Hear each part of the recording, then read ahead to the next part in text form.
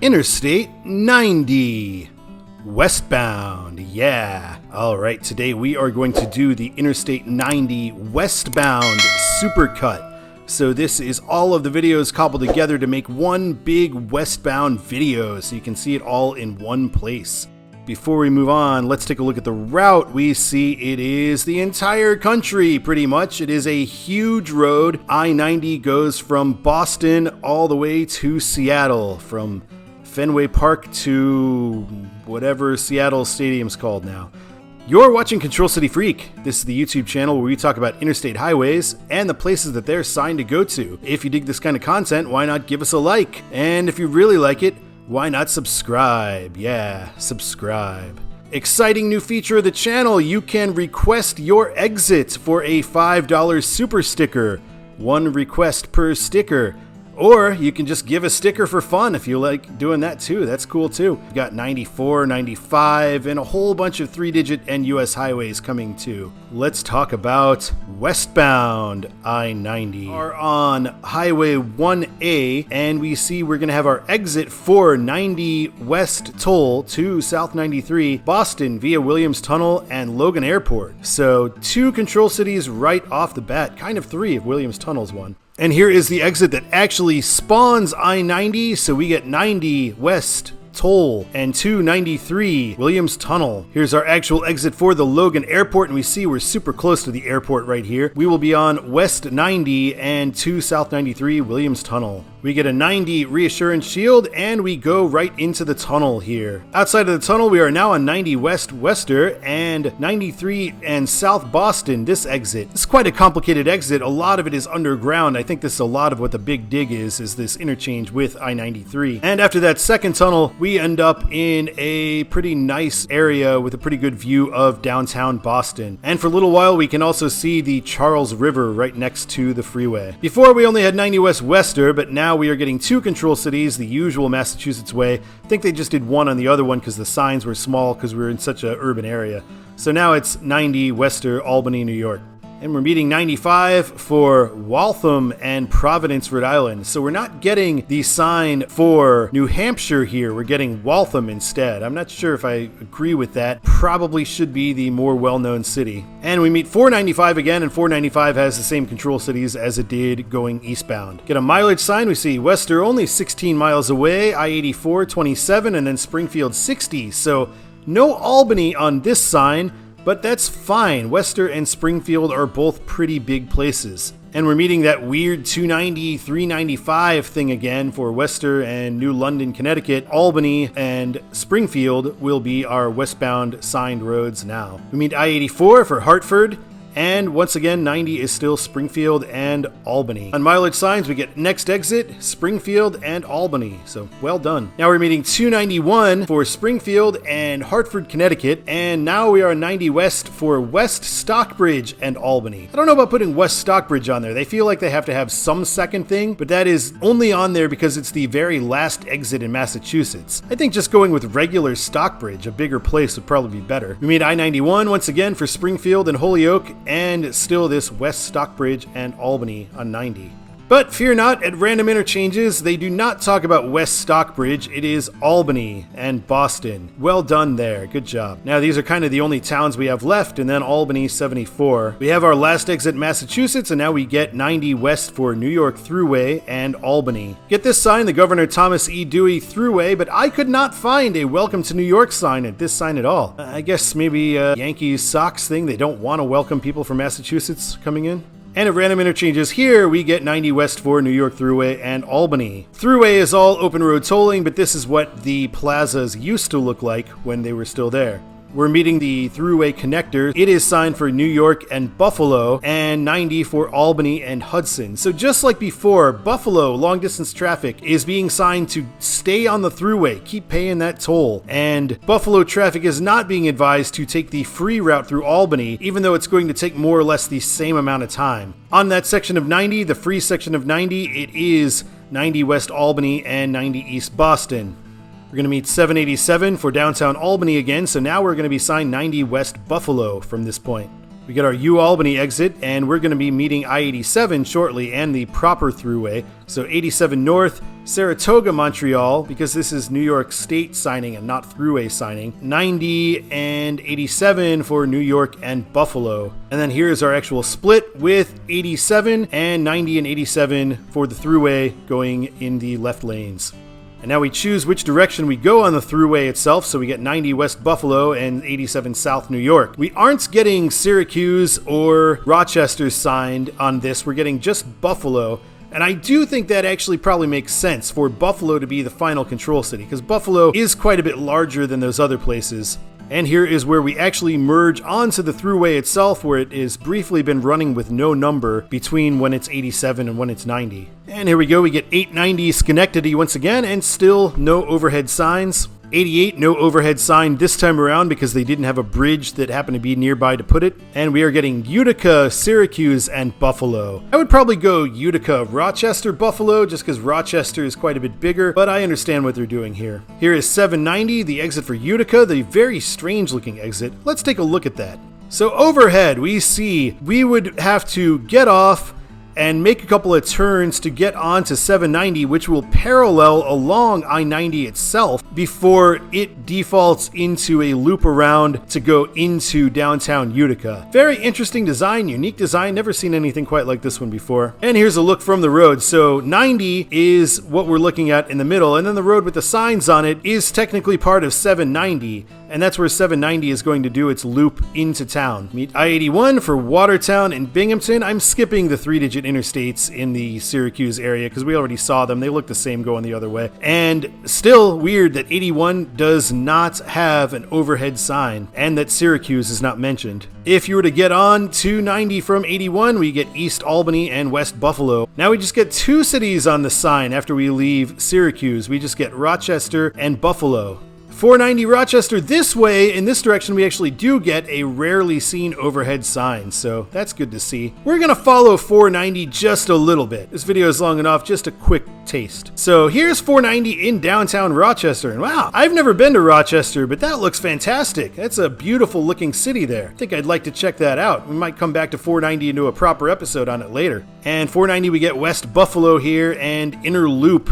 So it does default to Buffalo on 490. And on 490, we come back and meet I-90 again, where not surprisingly, we get East Albany, West Buffalo. Now we keep our two cities by putting Buffalo and Niagara Falls on there, and I think that's pretty smart. And we meet 290, 290 is signed for Niagara Falls, 90 for Buffalo. We're meeting 190, 190 goes to downtown Buffalo, so we see downtown Buffalo and Canada follow that way, and 90 is now signed west for Erie from this point. And here's where we meet 219, which also has a fairly confusing interchange for Orchard Park, so I guess this is where you would get off to go to the Bills Stadium, and 90 West Erie. At these random interchanges, it is West Erie and East Buffalo, so they do acknowledge Erie in New York State, even at interchanges. And here's a look at Lake Erie. If you squint, you can see it right out there, so we're sort of close to it right now in this part of New York. And we go into Pennsylvania, we have a welcome center, but I could not find a welcome to Pennsylvania sign anywhere here. I wonder if that's a, again, like maybe Phillies fans mad at the Mets fans or something like that. I'm not sure why there would not be a welcome sign in Pennsylvania. They're always everywhere else. And on the first mileage sign that we see here, we get PA 89.3, Erie 18, and Cleveland 115. So putting Cleveland on the bottom line here, good job. We meet I-86, which does not have an overhead sign and does not have a good control city, so it is what it is. And we meet this lovely interchange, once again, the only one in Pennsylvania with good control cities for interstate to interstate meetings. At random interchanges, it is now Erie and Cleveland, so West Cleveland at this point. So again, we're not picking some random Pennsylvania town on the border, we're actually signing Cleveland. Whichever part of the state DOT runs this corner of Pennsylvania, you guys need to get in a meeting with the rest of the people in your state, because you know what you're doing, and the rest of people in the state do not. And we cross into Ohio. Ohio, find it here. At random interchanges, it is 90 West Cleveland, so no surprise whatsoever there. Cleveland is also on the bottom line of the mileage signs. We're going to meet 271. 271 signs south for Columbus, actually express lanes for 271, local lanes for Cleveland, and for 271 South Local, as 271 South Local have an exit shortly here. We meet Ohio Highway 2, and it will be East Painesville, and we're going to be on 90 and 2 West Cleveland. On this section on Highway 2, we are right on the shore of Lake Erie, so that's pretty cool. Here we're getting our sharp curve for 90, 77, and 71, and 2 is signed for downtown Cleveland. If you continue on 2 here, you will get to the Rock and Roll Hall of Fame and to the Browns Stadium. Here's a look at Jacobs Field. It's right next to I-90 in downtown Cleveland. And here we can see a little bit of the Jake and then also the Gund Arena. And further back, Cleveland. Come and look at both of our buildings. Here's our split with 77. 77 will be signed for Akron. All right, we've got 71 South Columbus and 90 West Toledo. We're nearing the end of I-90 as a free road by itself. So we see next exit, we get to East 80 and to East Ohio Turnpike. At this exit, you can follow that to get on the other direction of the turnpike because the section we're going to be going is a Y intersection. And here we see 2 West will be signed for Lorain and Sandusky. West 90 and 80 and West Ohio Turnpike Toledo keep left. So here is our actual split onto 80 and 90, and we see once again 90, the longest interstate in the entire country, goes down to 1 lane for a brief period here. We get the toll booth to get back onto the Ohio Turnpike, and here we are meeting with I-80. Here's our first reassurance shield of what I believe is the longest concurrency in the country, 80 and 90. And now we get a nice 80-90 West Toledo. We meet 280, which is signed for Toledo, so now we're on 80-90 Chicago. We're not going to keep going Toledo to I-75. We're going right for Chicago from here. And here is the intersection with I-75 that I just mentioned, and 80-90 West Chicago. Right after leaving Toledo, here's our first mileage sign that we see, and we get Delta 21, Chicago 230. And close to the Indiana border, now we get only Indiana interchanges. I-69, it's a good sign because where I-69 meets the toll road is not a famous or big town. South Bend 96 and Chicago 184. A lot of people think South Bend should be a primary, and for eastbound, I do think you could make a case for it. Toledo is not a huge place compared to South Bend. It's bigger, but it's not a huge place. And also eastbound, there is a lot of Notre Dame alumni and fans who live in the Chicagoland area who will be going to South Bend for games. So I do think signing South Bend eastbound kind of works, but westbound, Chicago as the primary is definitely the way to go. We come into Indiana, and now we get a Lincoln's boyhood home. Definitely an upgrade over the Benjamin Harrison signing we've seen otherwise in Indiana. Here's one of the few things to complain about in Indiana. We get 69, and just as before, we get no overhead sign for I-69 as it goes to Fort Wayne and Lansing. If we take a look to our right here, those hills in the distance are Michigan, because we are very close to the Michigan border at this point. Get another sensible mileage sign here, South Bend 9, Gary 67, Chicago 97. Here's the exit for South Bend and Notre Dame. This should definitely be an overhead sign as well because of all the traffic going to Notre Dame games. Skipping ahead to the start of the Borman, 90 signed west to Chicago in a vertical way, the way they always seem to do in this part of Indiana. 80 west, 94 Des Moines. And we see 80's main line is only going to be 1 lane here. And we get this Des Moines sign. We don't get another Des Moines sign for some time, so interesting that we get Des Moines. But it does make sense. Also, obviously, they are trying to keep you on the toll road to get to Chicago instead of having you take the free route into town. Both of them do go to Chicago. So we stay on the Indiana Toll Road, and we've got 65 for Indianapolis and Dunes Highway. 65 traffic has the choice between 90 East Ohio and 90 West Chicago. Eastbound, we looked at Gary's downtown. Now we'll take a look at the Gary Steel Mill, the U.S. Steel, just to the north of downtown Gary. So the reason for Gary's tremendous growth in the early part of the 20th century and for its precipitous decline in the later part of the 20th century. We're meeting US 41, one of the last exits on the Indiana Toll Road. We are getting 90 West Chicago Skyway now. We pass Wolf Lake again. It's a little bigger on the right side of the highway. And we get 90 West, 2 West Chicago Skyway. I wonder if it used to say 294 there. And the Indianapolis Boulevard exit where you can get off without having to pay that large Chicago Skyway toll. When we cross in, as the city of Chicago built the Skyway, we don't get a Welcome to Illinois sign, and there's never been one to my knowledge. It's always just Welcome to Chicago and the name of the mayor there, at least as long as I've seen it. And I actually think that's pretty cool. I'm a homer, I know, but I think Chicago is way more important than Illinois as a whole. Chicago is awesome. Illinois is cool too, but, you know, Chicago is what makes it all go. Here's a view of the Chicago skyline from the high bridge over the Little Calumet River on the Chicago Skyway. And here's another look at the Chicago Skyway toll bridge. Toll. Charged in both directions, too. Right after that, we get this exit for Stony Island Avenue and 2 Lakeshore Drive. I've actually used that one quite a bit. When I used to take the Chicago Skyway into Indiana, I often got on it at this point instead of taking the Dan Ryan. We are meeting I-94, the Dan Ryan, and we do not have a choice to go eastbound on 94. We can only go westbound, which is really northbound, but we do have a choice between express lanes and local lanes. Here's a look at Sox Park, aka New Comiskey, aka I don't know who's sponsoring it this month, so not important to me. And we're going to be meeting I-55, the Stevenson Expressway. So we see there's exits to I-55 from both the local and express lanes.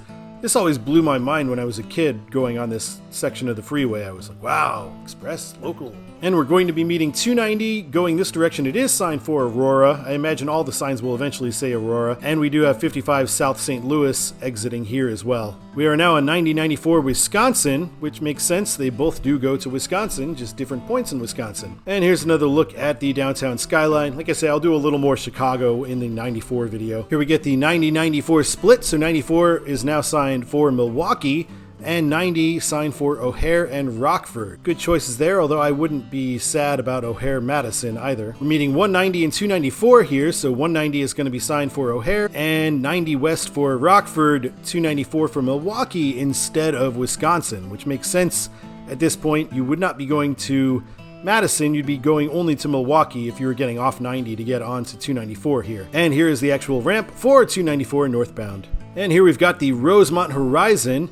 I've seen a couple of shows there. Most notably, I saw the Foo Fighters and Weezer, so that was pretty awesome. Now we've got 290 coming up for west suburbs, and we have a toll booth coming up as well. 290 not signed for Chicago here, which makes sense because why would you be coming from Chicago to loop around to go back to Chicago? At random interchanges, it is 90 west Rockford and 90 east Chicago. Now we're meeting I-39, signed south for Bloomington, and 90 west Wisconsin. They don't mention that I-39 north is continuing on 90, and it's just Wisconsin instead of Madison, which is a little weird.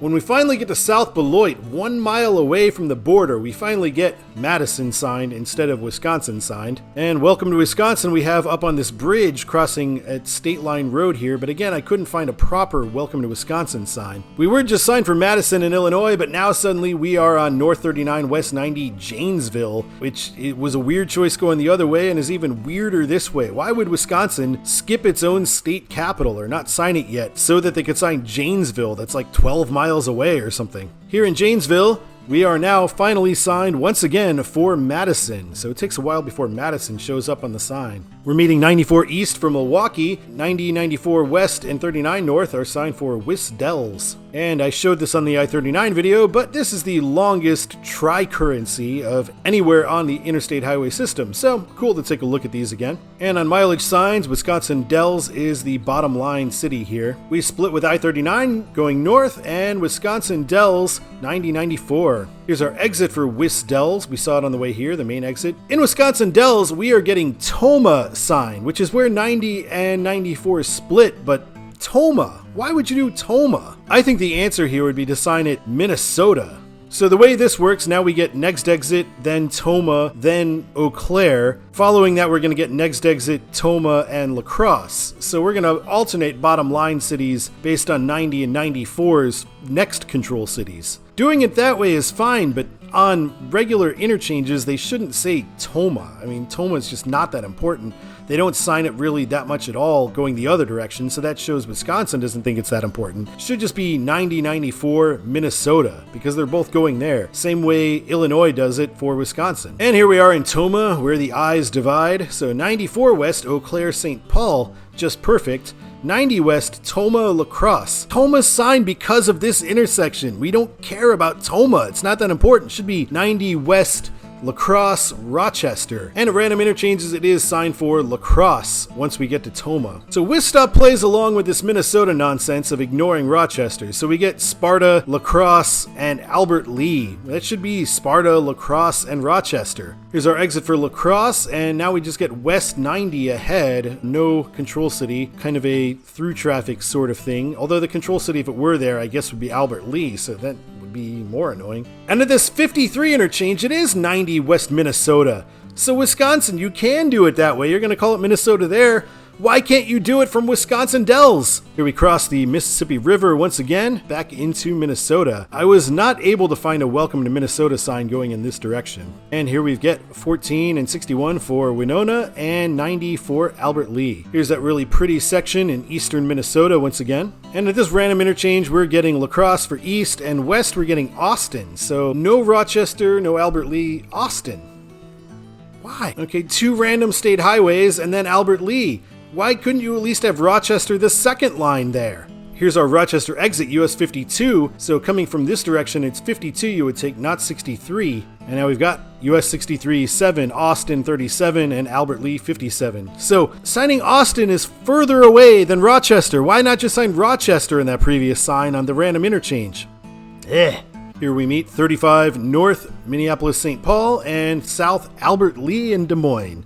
So gotta have that Albert Lee there. And if we look on I-35, since we don't have a pull-through on 90 itself, we get 90 West Sioux Falls. However, at the very next random interchange in Albert Lee, we get 90 West Blue Earth. Minnesota kind of sticks to this bit. The secondary becomes the primary at each and every random interchange except for the bigger ones. Illinois does that too, but Minnesota, I don't know, maybe it's because I know all the cities in Illinois and I don't know Blue Earth, Minnesota, but it seems more provincial in Minnesota because they do it so much and with such small, not well-known towns. See, here we get 90 West Fairmont. Next we get 90 West Jackson. And then we get 90 West Sioux Falls at this slightly bigger interchange here. But then it goes back to Worthington, skipping Sioux Falls, or not mentioning it yet. And then in Worthington, we get West 90 Laverne. Again, the next town over instead of Sioux Falls. Makes no sense to do such small signing places. It's like, I don't know, is Minnesota the Midwestern Pennsylvania? And in Laverne, finally, when we're at the very end of the line in Minnesota, we get West 90 Sioux Falls.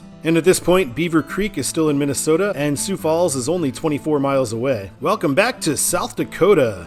Here we meet 229, and just like on the other 229 exit, there is no control cities whatsoever. I-29, we see 90 for Rapid City, which is just the exact right pick. 29 South Sioux City, 29 North Fargo. All right. At this random interchange, we are getting Mitchell instead of Rapid City. And at this random interchange, we get Plankinton. I think this is in Mitchell. We get Plankinton. Wall Drug coming soon. A lot of the mileage signs are like this. We get Rapid City and Black Hills both at the same number of miles away. We cross the Missouri River once again, and we're doing the same thing. Black Hills and Rapid City, equal number of miles away. We meet the exit for Pierre once again and are reminded that there can be some serious weather on this road. Here is the site of an old missile silo. I showed you kind of a field on the other way, but here we actually get to see some kind of visitor center or something at this one. So looks pretty cool. Glad we didn't use them. And we are getting the exit for Wall Drug. We get the giant dinosaur right here on the side of the road with the exit for Wall Drug. Here is Wall Drug itself. I've actually never been there. The one time I drove on this section of 90, it was in the middle of the night, so it wouldn't have been open anyway. And we see from Wall, Rapid City is the next city picked. Quite scenic and wild out here in western South Dakota. And we meet 190 for Mount Rushmore and downtown Rapid City once again. And we are now on 90 West Gillette. I think I might modify my position on Gillette. Going westbound, Gillette probably is the right choice. Or from here you could have Billings Gillette, and then at the state highway turnoff that you would use to get to 212, sign that for Billings and 90 for Gillette. So Billings, Gillette, or Gillette here. Sturgis 21 and Gillette is on the bottom line at 130 miles away. Our final mileage sign of South Dakota, and they are all cities that are in Wyoming. But Gillette is on the bottom line, so for here that makes sense. This is after the turnoff where you would have been able to use 212. So Gillette should be the bottom line here. And welcome back to Wyoming. It stands out a little bit more here, but it still does kind of fit into that background. That's pretty interesting. And now we're getting Sundance, Moorcraft, and Gillette. So Gillette is on the bottom line from the start in I-90 in Wyoming. This is maybe the most ridiculous sign I've ever seen. So now at random interchanges, we don't get Gillette, we get West Sundance, and we get East Beulah. I'm not looking up how to say it. I don't care. I looked up what the population is. It's 72! 72 people is our eastbound control city. Nobody's going there. Sign South Dakota. Wyoming. It is mostly signed for Gillette on the way, though. Not too much Sundance or whatever. Mostly Gillette on the way. And here we are meeting the business loop for Gillette. And in Gillette, it is east Moorcroft and west for Buffalo. So signing Buffalo here, I know, again, Interstate Junction, we talked about this earlier. It's a useless Interstate Junction for 90 westbound traffic. Nobody is going to go from Gillette to Buffalo and then to Casper. If you're going to go to Casper, there's a different way. If you're going to go to Cheyenne, there's a much faster way. The route through Buffalo is 40 minutes longer than the other way to get to Laramie, and like an hour longer to get to Cheyenne. So why sign Buffalo? It's like 2,000 people. I mean, sign Sheridan if you have to, but you should just sign Billings here. And we get Buffalo 67, Sheridan 101. Not a lot out here in this part of northern Wyoming. This is a pretty typical view of what we see on this road here. Here we meet I-25, sign south for Casper, and we get West 90, Sheridan. Again, that should be Billings, not Sheridan. Billings isn't that far away from this point. Billings is the way to go. Here's our actual split. South 25 Casper, West 90 Sheridan. US 87 going both ways. You can tell they definitely get some severe weather in these parts. We get 90 closed, return to Buffalo when flashing, and then just a little bit ahead, there are some gates they can pull down to stop you from continuing on 90. Sheridan, 33 miles away, so why would you possibly sign anything beyond it? Even though when we were 33 miles away from it going the other way, we were signing Buffalo and Casper and stuff. So annoying, so provincial. And here is a look at Sheridan.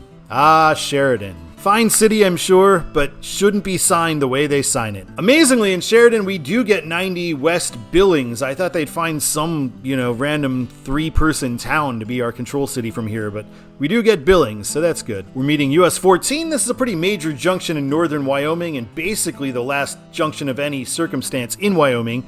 So we get 90 West for Billings, and 14 is going to be our exit for Yellowstone and Teton National Parks. Lodgegrass 32, Billings 112. Lodgegrass is in Montana. And we enter Montana, and wow, it's hard to see their sign with their backdrop. It looks pretty similar too. So some of these signs, these western states, they look cool, but they put so much color and art into it that it's hard to make out when seeing it. Somehow, I don't know, West Virginia does it better. They have a similar kind of thing, but it pops. And at random interchanges here, we get Billings and Sheridan. We meet I-94, and I-94 is signed east for Bismarck, and 90 is getting West Billings, because we actually aren't quite to Billings yet, so that does make sense. Here's a look at downtown Billings, by far the most robust skyline in all of Montana. Got the 2 tallest buildings in Montana right here. I just saw this on Google Street View when I was making this video. A turbine blade truck. Pretty cool, hauling this giant turbine blade. And now we are in West 90 Butte. So from Billings, we do West 90 Butte as well. No Bozeman, which is interesting because Bozeman is actually considerably larger than Butte now. So we're signing a city that's further away and smaller. I know it's only recent that Bozeman's been bigger, but I do think this should probably be updated to add Bozeman now. Bozeman isn't even a secondary here. We're getting Laurel, Columbus, and Butte. If nothing else, Bozeman should always be the second line city if they're going to have Butte on the third line. And at random interchanges in Billings, we get 2 Junction I-94 and Sheridan, and Butte the other way. I should note that in a lot of parts in Montana, the speed limit is 80 miles an hour. I happen to be one of the ones who was out there. I drove this in 1998 when the speed limit was reasonable and proper or something like that. So that was fun. And here we go, Junction US 89, Livingston, and Butte. So even this close to Bozeman is still not the secondary control city. And here we are in the same area. I just thought this was cool. This was from 2007 Street View, but because of the quality of 2007 Street View, makes it look like it's a painting. It's pretty awesome looking here, I'd have to say. And here is a scenic viewpoint and a historic point that you can check out at Bozeman Pass. as we head toward Bozeman. We get Main Street again, and we get an overhead sign for 90 West Butte here in Bozeman. And we skipped ahead to the Butte area, so now we get 15 North Helena and South 15, West 90 for Butte. At the start of 115, we get West 115, and we see for Dillon and Missoula. So they're going with Dillon instead of Idaho Falls at this for I-15, so I don't care for that at all. And now 15 and 90 split, so we get West 90 Missoula and 15 South for Dillon seems partially greened out, and Idaho Falls. Next exit here, we're getting the Old Montana Prison Museum, which I've been to before, and it was pretty cool. I quite enjoyed it. We're meeting US 12 again, and we get West 90 Missoula. In Missoula, it is signed for 90 West Coeur d'Alene. And on mileage signs, we get Frenchtown and Coeur d'Alene, so it makes sense to have Coeur d'Alene as the control city coming out of Missoula, in my opinion here. I could see an argument for skipping straight to Spokane, but Coeur d'Alene in there is fine.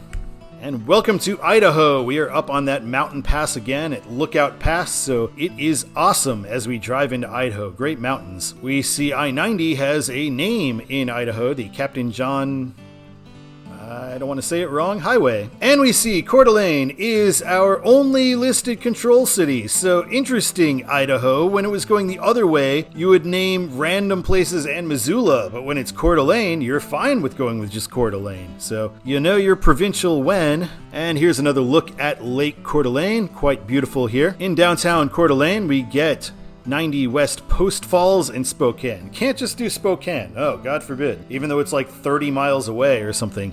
Have to add another city in Idaho there. And we see Post Falls 3, Spokane 32. It's kind of just development all the way from Coeur d'Alene to Spokane, though. It's kind of one big series of development. Welcome to Washington. We head back into Washington State, and we see it is signed 90 West Spokane right from the jump in Washington State. Here's a look at downtown Spokane from I-90, so pretty good view of the city here. And at this interchange, we're getting 90 West Spokane Airport, and Seattle kind of as a secondary, East Spokane and City Center, so very Spokane-centric here. And this is weird. On US 2, the exit from the airport, we get 90 East Spokane, 90 West Ritzville. Ritzville? Why Ritzville? That's like such a small place. If you're gonna have something that's not Seattle, which you shouldn't, why would you pick Ritzville? But at every other sign we ever see, it is 90 West Seattle, so there's no more Ritzville signs again after that. Very weird. Ritzville. And we get Sprague 27, Seattle 270. So it's not a 3-city sign with Ritzville on there. We're doing Sprague as the secondary, which is before Ritzville. But Ritzville's not worth mentioning here. Why 90 Ritzville? It's so weird. I feel like sometimes they're just doing this stuff to mess with me specifically. So as per normal in Sprague, we get 90 East Spokane, 90 West Seattle. No mention of Ritzville. And Ritzville becomes the secondary control city once we are 22 miles away from it. And Seattle, 242. Here's our Ritzville exit, 395, and it's also where 395 leaves this interstate and heads on to Pasco and the Tri-Cities. We come up to the Columbia River, and it's got a gorge, as it often seems to do. And Columbia River, it's got to be the GOAT, river-wise. Here's a scenic view area of the Columbia River.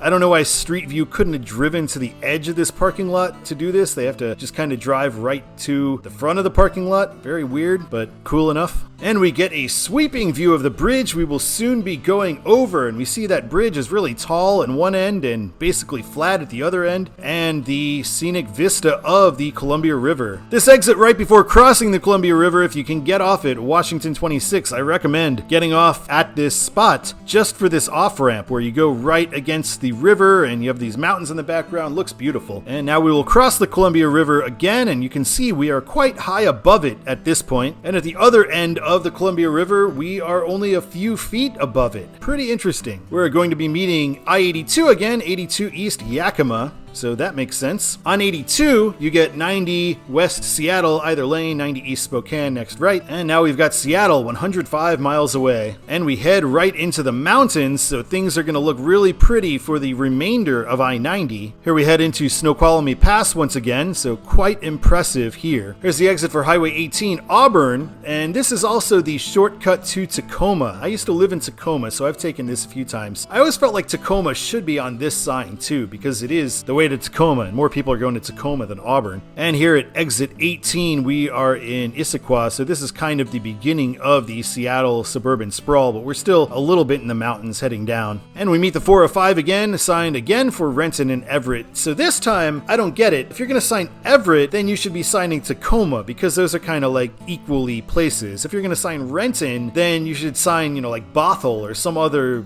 closer in suburb to Seattle. I don't get the incongruency here. Awesome view as we cross Lake Washington. So we get to see Seattle right ahead and the Seattle skyline to the right. And right after we get into Seattle, we go into a tunnel. Seattle portal to the Pacific, as we have a portal to Seattle right here. We are meeting I-5, and just like before, we have left and right exits. So left for south to Portland and right for Vancouver, BC. And E. Martinez Drive, 4th Avenue South, 1 mile is straight ahead. E. Martinez there is Edgar Martinez, the old DH for the Mariners, so that's cool that he's got a street. Here's a look at the Seattle skyline, and I can't imagine what it would cost to keep your stuff in that public storage this close to downtown Seattle. That's got to be expensive. 90 here ends up on the lower deck as we cross I-5. It ends up being a double-decker thing here. And we have our exit for E. Martinez Drive, which will take you to the Mariners Stadium, and 90 is considered to the right here, and we see it's for City Center and Lumen Field. If you were to get on Martinez Drive on that ramp, you've got a fantastic view of the Mariners home stadium here. It looks quite nice. And going the other way, we've got the Seahawks. So I do love the stadium situation in Seattle. It's really cool how they're both very close to downtown. They're both right there. Seattle and Baltimore have a similar thing going on with that. And this will be the end of I-90, this stoplight where you can turn left for downtown or right for... Take a look at Todd's The Way It Should Be for this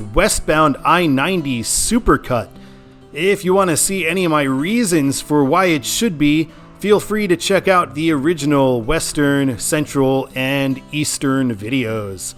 Alright, let's take a look at Todd's The Way It Should Be for westbound. I'm going to say it should be Wester, Springfield, Albany, Rochester, Buffalo, Erie, Cleveland, Toledo, Chicago, Wisconsin, then Rockford/Madison, although some O'Hare in there is okay too. Madison, Wisconsin Dells, Minnesota, La Crosse/Rochester, then just Rochester, Sioux Falls, Gillette/Billings, and then after the cut to where you can get to 212, then just Gillette, then Billings, Bozeman, Butte, Missoula, Coeur d'Alene, Spokane, and finally, Seattle. All right, thank you so much for watching this Supercut episode of I-90 West. I really appreciate it. I'll see you guys soon. My name is Todd, and keep on trucking.